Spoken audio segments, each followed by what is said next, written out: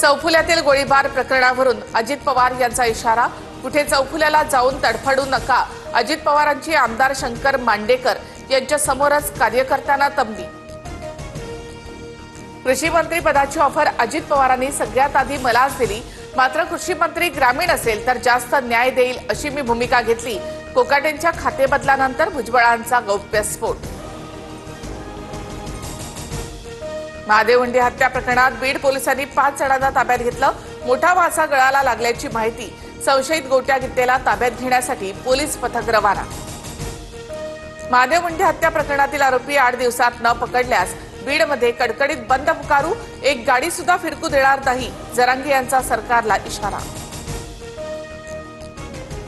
वाल्मिक कराड आणि गोट्या गिट्टेच्या नावाने मला धमक्या, बडतर्फ पोलीस अधिकारी रणजित कासलेचा आरोप, कासलेकडून घातपाताची भीती व्यक्त।